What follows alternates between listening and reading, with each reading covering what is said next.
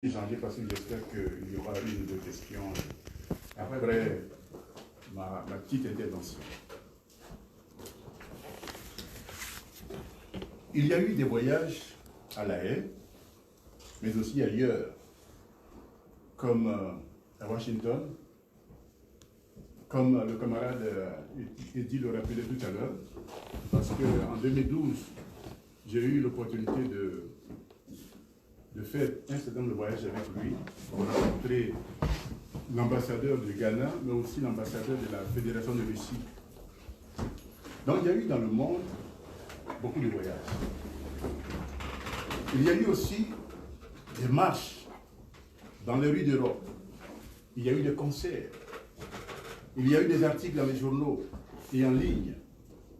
Il y a eu des pétitions, comme celle du doyen Bernard Dadier qui récolta des millions de signatures.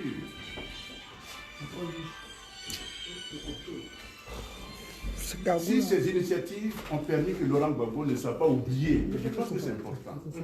Oui. Donc si ces initiatives ont permis que Laurent Gbagbo ne soit pas oublié, je pense que son acquittement relève moins, et on l'a dit tout à l'heure, relève moins de notre agir que de l'intervention de Dieu qui a utilisé le juge italien Cuno Tafusse.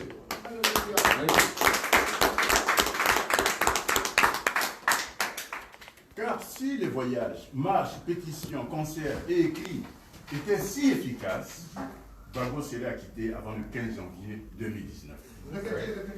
Amen. En disant cela, je ne veux point minimiser l'action menée par chaque résistant dans son domaine et selon ses moyens. Nos efforts et sacrifices méritent certainement d'être reconnus et salués, mais ils ne devraient pas être surestimés ou exagérés. Autrement dit, nous devons avoir le triomphe modeste. Ouais. Celui qui a le triomphe modeste a pleinement conscience qu'il aurait pu ou qu'il aurait dû faire mieux ou faire différemment les choses. Il est conscient que pendant cette lutte pour une Côte d'Ivoire libre et souveraine, il y a peut-être eu des manquements, des défaillances, des incohérences, des combats et débats inutiles, voire des compromissions qui n'ont rien à voir avec des compromis dont on a toujours besoin dans une négociation.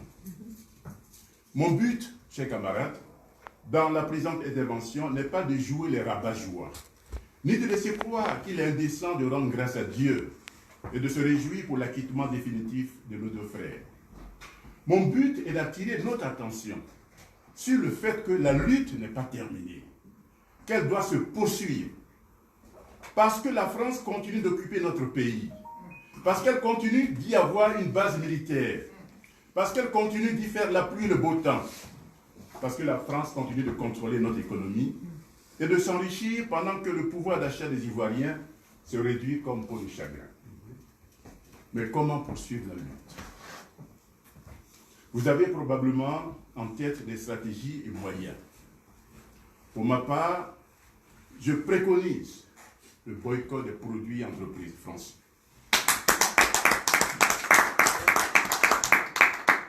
Le concept de boycott est apparu en 1880, dans un contexte où le Britannique Charles Boycott, c'est son nom ça, le Britannique Charles Boycott maltraitait ses fermiers irlandais. Maltraités, ceux-ci décidèrent alors de ne plus s'occuper de ses terres, de ne plus livrer son courrier, de ne même plus lui parler. Ostracisé, Charles Boycott était obligé de quitter la région. Le boycott est ainsi un refus de faire un certain nombre de choses pour combattre une injustice. Il fait partie des actions non violentes que les citoyens peuvent utiliser dans le cadre d'une lutte sociale ou politique. L'un de ses objectifs est de faire perdre de l'argent à une entreprise, de déstabiliser l'économie d'un pays. Le boycott envers une nation est un procédé qui a été souvent employé dans l'histoire. Quelques exemples de boycotts célèbres sont le boycott en 1837 par les Québécois des produits importés d'Angleterre, le rhum, l'eau de vie et le thé. Le boycott des cigarettes Janowski en 1900, suite au licenciement de 45 jeunes filles juives. Le patron réembaucha ces jeunes filles après. l'appel au boycott de Gandhi en 1930 contre les produits de l'Empire britannique. Le boycott, que nous connaissons tous, en 1955 des bus de Montgomery, suite à l'affaire Rosa Parks et à l'appel de Martin Luther King. Le boycott de la vodka russe en 2013, le boycott du vin français en 2003, du Roquefort ou du foie gras en 2012 aux États-Unis. Dans toutes ces situations, le boycott fut organisé en réaction à une décision politico-économique jugée inacceptable.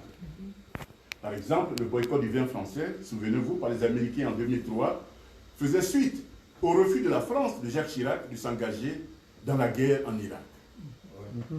Et j'ai fait mes recherches et j'ai découvert que ce boycott fit perdre 112 millions de dollars à l'économie française. Vous voyez, donc le boycott, ce n'est pas rien. Le boycott a un autre avantage. Les gens qui le pratiquent ne risquent pas de se faire gazer. Les gens sont chez eux et puis ils boycottent. Nous aurions essayé, chers camarades, le boycott, que la France et ses marionnettes auraient libéré nos frères plus tôt. Ça, c'est ma conviction.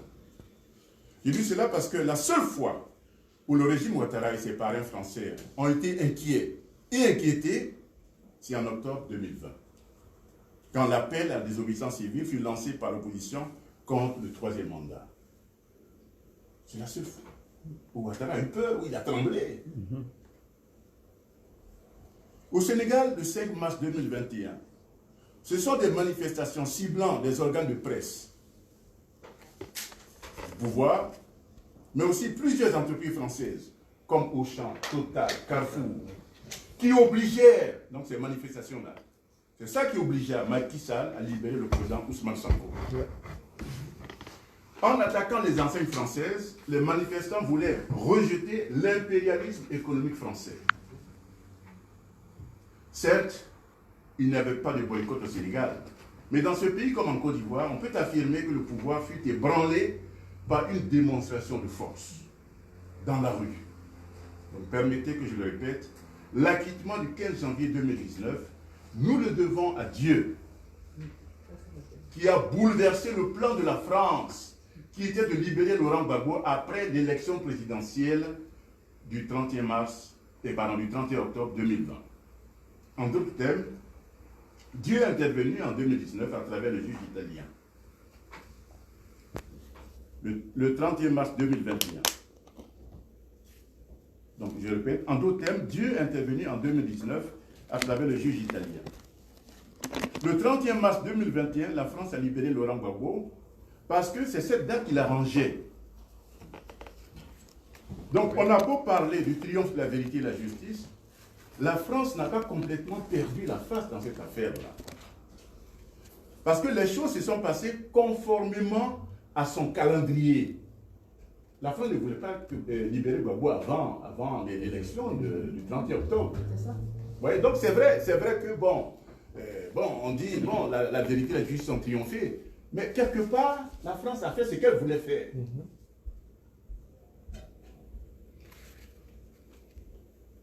Voilà. Bref, entre 2011 et 2021, notre action, que je ne nie pas, a été peu déterminante. Cette année 2021 et celles qui suivront, je voudrais que nous puissions dire comme Aimé Césaire, l'heure de nous-mêmes a sonné. C'est une formule qui se trouve dans sa lettre de démission du Parti communiste français du 24 octobre 1956 à Maurice Thorez, secrétaire général du PCF. Quand Césaire affirme que l'heure de nous-mêmes a sonné, il veut dire que les Noirs ne peuvent pas continuer à être à la remorque des autres et de leurs idéologies. Que les Noirs ne veulent plus se contenter d'assister à la politique des autres, au piétinement des autres, aux combinaisons des autres, au rafistolage de conscience ou à la casuistique des autres. Fin de citation. Donc c'est toujours dans sa lettre d'émission à Maurice Thorez. Dans mon entendement, la formule du poète martiniquais signifie que nous devons nous engager davantage. J'insiste beaucoup sur l'adverbe davantage. On s'est engagé, mais nous devions faire plus. Donc nous engager davantage contre la France, qui reste la contradiction principale, pour parler comme Mao Zedong. C'est vrai. Ceux qui sont les suppôts de la France, bon, c'est vrai, nous avons aussi à lutter contre eux. Mais la contradiction principale reste la France. Parce que n'oublions pas ça. Ouattara et, bon, et les autres, c'est des pions. Mais notre adversaire ou notre ennemi principal, c'est la France.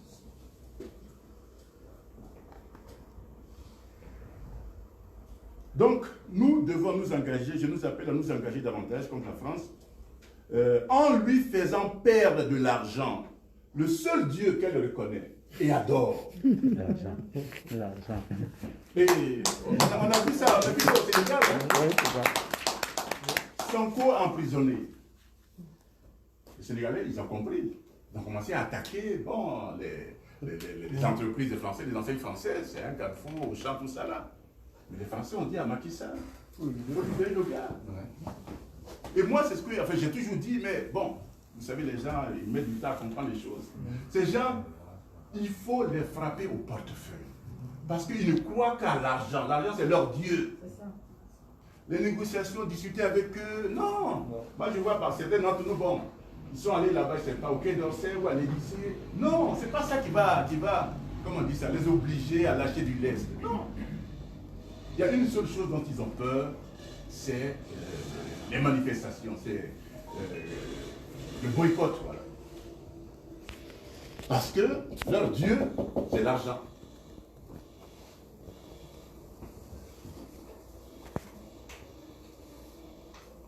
Donc, c'est ce combat qui devrait, à mon avis, mobiliser nos forces et non l'achat de tel ou tel pagne. Parce que je vois actuellement, là, on parle du pagne, bon. Je lui dis, c'est pas ça le sujet. Hein, c'est pas ça le sujet. Donc Dieu qui est un Dieu de justice a agi pour que triomphe la justice. Et nous, lui, en sommes reconnaissants. Mais nous-mêmes, que faisons-nous pour libérer notre pays? Et donc je reviens à la question de Césaire. Hein, l'heure de nous-mêmes a sonné. Parce que nous reconnaissons que, bon, à travers le juge, c'est Dieu qui a agi. Donc, parce que c'est vrai, c'est extraordinaire. C'est-à-dire, quand on croit que, bon, voilà, tout est fini, qu'il n'y a plus d'espoir, Dieu fait quelque chose. Bon, mais ça, c'est Dieu, ça. Nous, maintenant, c'est notre partition. Donc, je crois que Césaire, il a raison. L'heure de nous-mêmes a sonné. Je pense que, bon, avec la libération de nos deux frères, la lutte doit continuer, doit se poursuivre. Mais avec plus d'engagement. Alors, je dis ça parce que, bon, je crois que la plupart d'entre nous croyons, nous sommes des croyants. Hein, bon. Mais je crois que, enfin, moi, ma lecture quand même de la parole de Dieu, quand on prend le livre de l'Exode, qui est un livre fondamental dans l'Ancien Testament, lorsque Moïse se promène et puis il voit ce buisson en feu, et Dieu lui dit, voilà, enfin, Moïse dit qu'il veut savoir qui est là, et puis bon, Dieu se révèle à lui, et Dieu lui envoie, il envoie en mission auprès de Pharaon, il dit, va libérer, j'ai entendu le cri de mon peuple. J'ai vu la souffrance de mon peuple, je t'envoie auprès de Pharaon. Ça veut dire quoi? Ça veut dire que Dieu ne descend pas du ciel pour libérer les Hébreux, hein, pour les arracher, n'est-ce pas, à l'esclavage qu'ils subissaient en Égypte. Dieu va envoyer quelqu'un. Alors évidemment, Moïse a peur. Il ne sait pas parler, tout ça là. Bon, alors la peur, justement, Mandela en parle. Il dit que la peur, ce n'est pas, plutôt le courage, ce n'est pas l'absence de peur. Mais c'est la capacité de vaincre la peur. La peur, c'est humain. C'est humain. Bon, on a peur d'être arrêté, d'être jeté en prison, d'être tué. C'est humain.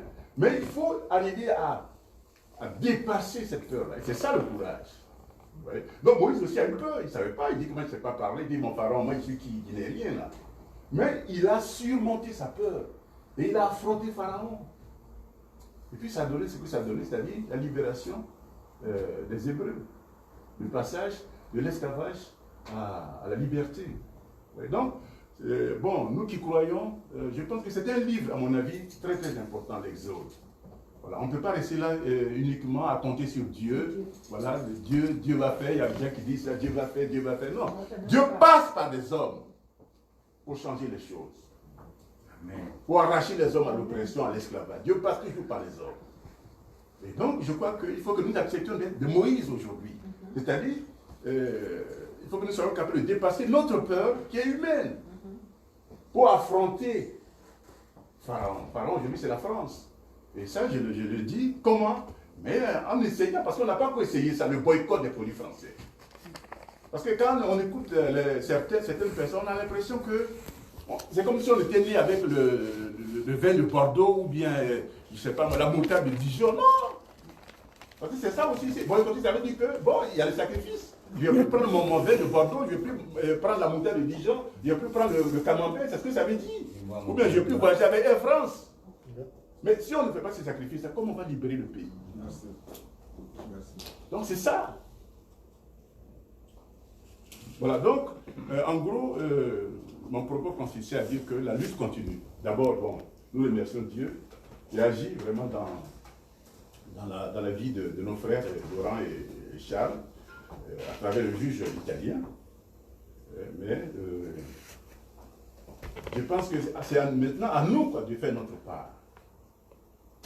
Alors moi, bon, il y a peut-être d'autres stratégies, d'autres moyens.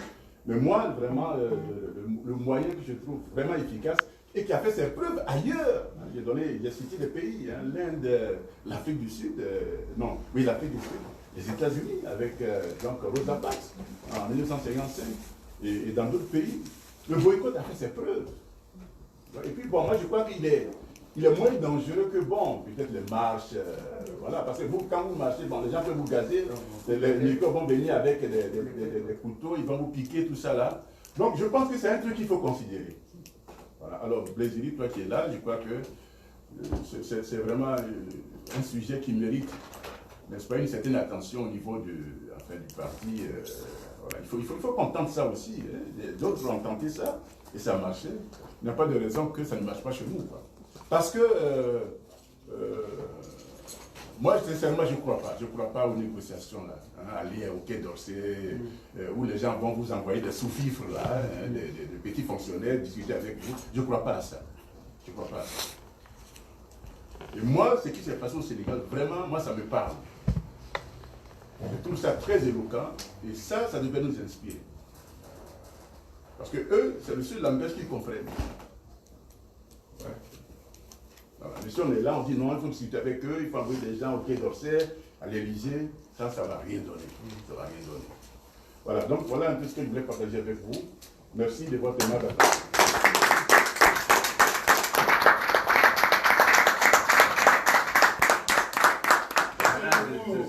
Je serai court, je vous en prie. Oh. Mais j'ai commencé à boycotter Air France depuis 2002. Ok. Non. Ah ouais. Ouais. Non, je voulais demander au Marcel, j'ai dit, il a cité Aimé Césaire, c'est vrai. Le plus grand statement d'Aimé Césaire, pour ma part, c'est quand il a dit que le colonisateur était menteur.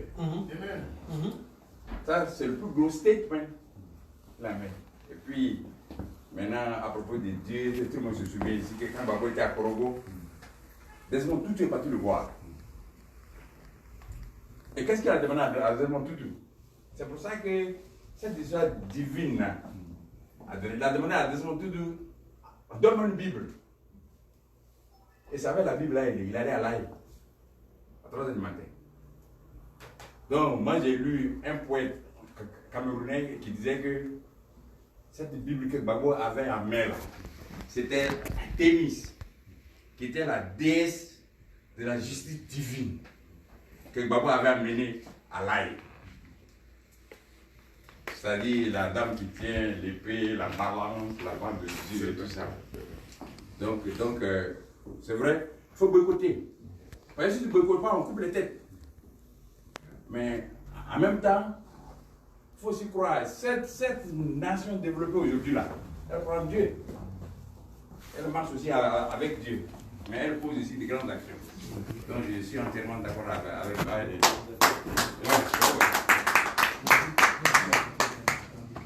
Ouais, quand tu es menteur, le colonisateur est un menteur. Donc, il y a le représentant de Ségre Kwaku ici. Ah, il y a quelqu'un qui veut parler. Je voulais ajouter quelque chose. D'abord, merci pour cette intervention. Et deux choses. La première que j'ai essayé de souligner dans mon propos, sur lequel donc est bien revenu, dans un mouvement social, il y a des circonstances quelquefois qui sont des concours de circonstances heureux, comme on le dit. C'est-à-dire qu'on s'organise pour marcher, mais on ne sait pas ce qui est devant. Je me souviens que Gbagbo Laurent disait que quand ils ont commencé à lutter pour le multipartisme, ils ne savaient pas que le mur de Berlin allait tomber.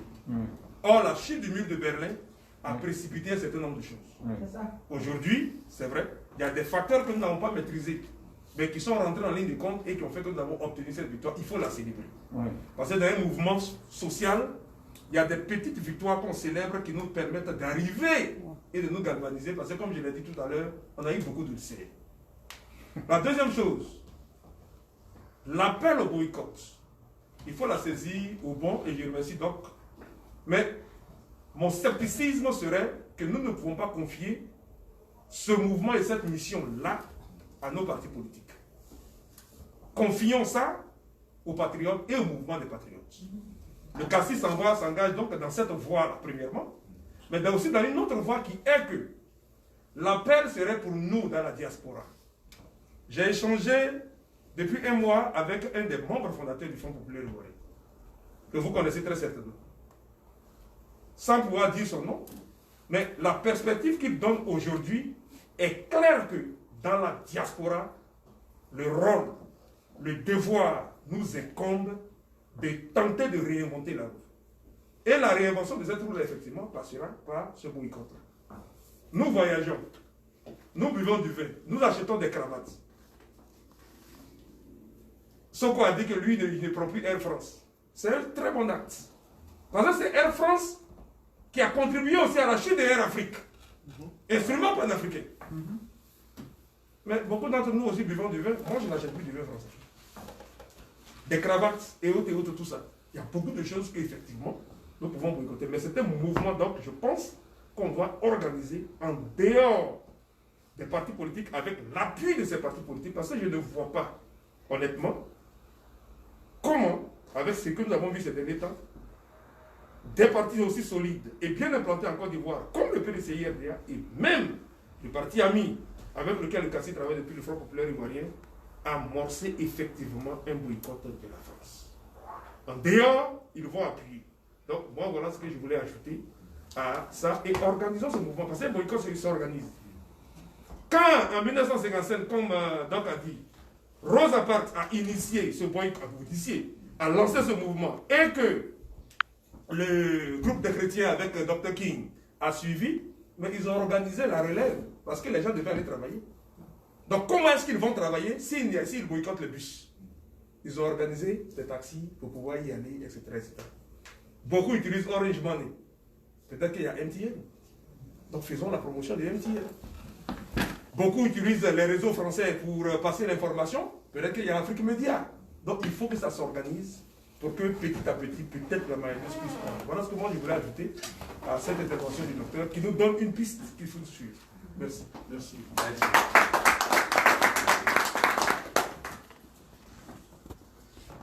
Yeah.